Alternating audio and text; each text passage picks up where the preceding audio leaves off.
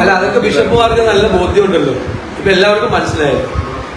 കഴിഞ്ഞ ക്രിസ്മസിനല്ല, 2024 ക്രിസ്മസിനല്ല, 2023 ക്രിസ്മസ് കാലത്ത് ഞാൻ ഒരു സ്റ്റേറ്റ്മെന്റ് നടത്തിയായിരുന്നു.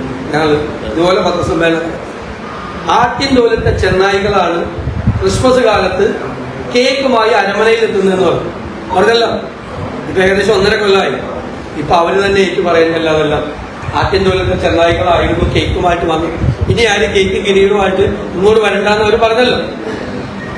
ഞങ്ങളത് പറയാൻ കാര്യം, രാജ്യവ്യാപകമായി ക്രൈസ്തവർക്ക് നേരെ ആക്രമണം നടക്കുന്നത് 834 സംഭവങ്ങളാണ് കഴിഞ്ഞ 365 ദിവസത്തിനുള്ളിൽ നടന്നിരിക്കുന്നത്. എത്ര വൈദികരാണ് ജയിലിൽ? എങ്ങനെയാണ് സ്റ്റാൻസ്വാമിയെ കൊന്നത്? ആദിവാസികളുടെ ഇടയിൽ പ്രവർത്തിച്ചു എന്നതിന്റെ പേരിൽ വന്ധ്യവയോധികനായ പാർക്കിൻസൺ ഡിസീസ് ബാധിച്ച 1 ഗ്ലാസ് വെള്ളം 2 കൈവച്ച് ചേർത്ത് കുടിക്കാൻ പറ്റാത്ത ഒരാളെ ജയിൽ അറയ്ക്കുള്ളിൽ ചങ്ങലക്കിട്ട് ഒരു സ്ട്രോ വെള്ളം കുടിക്കാൻ ചോദിച്ചിട്ട് കൊടുത്തില്ല.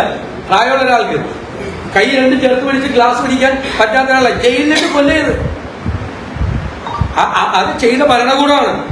രാജ്യവ്യാപകമായിട്ട് ഇത് ചെയ്തുകൊണ്ടിരിക്കുകയാണ്. ആസാമിൽ, മധ്യപ്രദേശിൽ, ഒഡീഷയിൽ, ഗുജറാത്തിൽ, ഉത്തർപ്രദേശിൽ, മഹാരാഷ്ട്രയിൽ വ്യാപകമായി ചെയ്യാണ്. സഭാ വസ്ത്രങ്ങൾ അണിഞ്ഞ് കന്യാസ്ത്രീയന്മാർക്കോ അച്ഛന്മാർക്കോ യാത്ര ചെയ്യാൻ പറ്റാത്ത സ്ഥിതിയാണ് രാജ്യത്തുടനീളം. എന്നിട്ടാണ് ഇവിടെ വന്നിട്ട് ഇവിടെ അരമനയിൽ പോയി ഞങ്ങൾ അവിടെ പറഞ്ഞിട്ട് ഇവരാണ് ജാമ്യം കൊടുക്കുന്നത്. ഇവരുടെ സർക്കാരല്ലേ ഇവരെ ജയിലിലാക്കിയത്. അവർ ശക്തിയായി എതിർത്തിട്ട് ഇല്ലാത്ത കേസ് അവരുടെ തലയിൽ കെട്ടിവെച്ച് NIA കോടതിയിലേക്ക് വിടണം എന്ന് ഗവൺമെന്റല്ലേ ആവശ്യപ്പെട്ടത്.